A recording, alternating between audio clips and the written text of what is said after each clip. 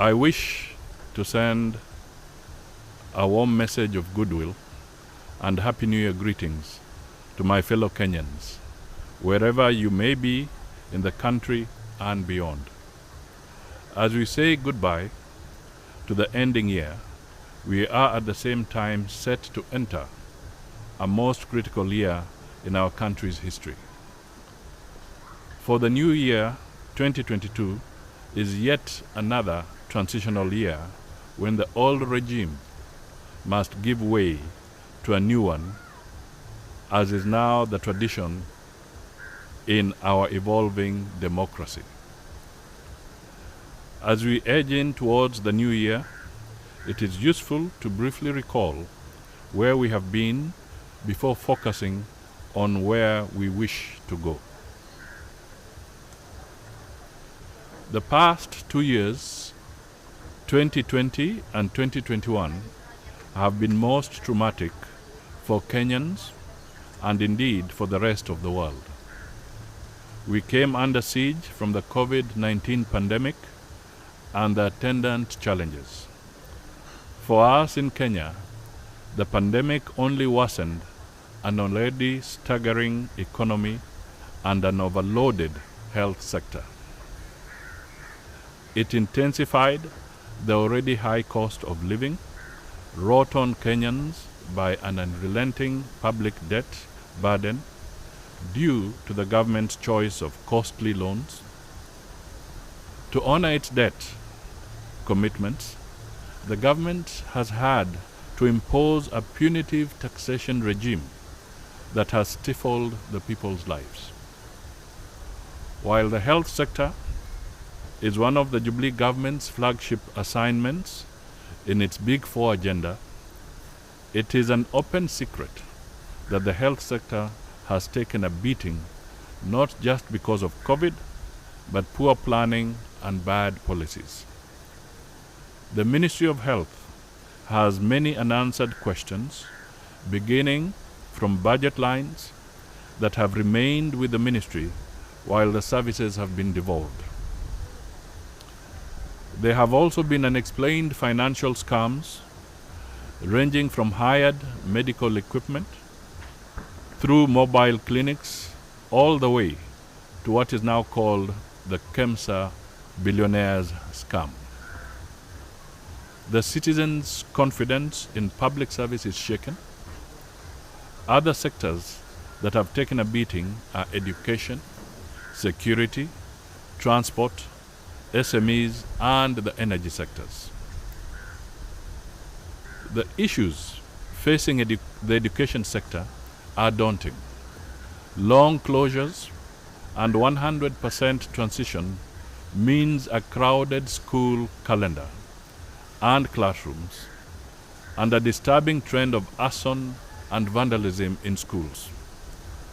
Most frightening is how to carry out 5 credible national examinations in 2022 due to the introduction of the CBC system and double intake in secondary schools. In security, the lives of the people seem to mean nothing, as every day has become a normal killing day. In the labor sector, Kenyans have lost their sources of income and even lost confidence in themselves. It almost sounds hypocritical to wish our long-suffering people a happy and prosperous new year when most indicators are that 2022 will be another difficult year. Yet, we must not lose hope, for sometimes hope is all there is to live for. Remarkably, 2022 is indeed the year of hope. The year offers the country the opportunity to reboot and restart despite the burdensome challenges that will follow us into the new year. Yes, all the promises that were made by the outgoing government to reduce the cost of food, electricity, and fuel have remained in the realm of hope deferred. Yes, poverty has escalated as businesses have either closed, relocated, or downsized. Yes, unemployment has soared as those who previously employed joined the unemployed through job losses. But we must still hope. Yes, in 2022, we are likely to see an escalation of economic and social misfortunes as more loans become due and the government increases taxes so as to repay the debts. Yet, 2022 should not be another experience of the impunity in the management of public resources. Yes, corruption has been normalized over the last 9 years. It is normal to talk about budgeted corruption by cartels. Annual reports from the Auditor General and Controller of Budget bear horrid evidence how money meant to be stolen is specifically budgeted for as money to be stolen. The good news, however, is that the year 2022 can be the turning point in the country's history of political mischief, economic banditry, and cynical leadership. For a start, it must be the year when we as Kenyans rededicate ourselves to defeating all evil schemes that seek to overthrow electoral democracy. We must rise up to resist subversion of free, fair, and verifiable elections. Equally, we must guard jealously our freedom of association and our inalienable right to choose leaders without them being imposed upon us by no matter who. Through coercive and intimidatory methods is a perilous path for any country to take. Kenyans must say a resounding no to this in 2022. The country has been lied to that it needs what some have cynically called a transiting leader.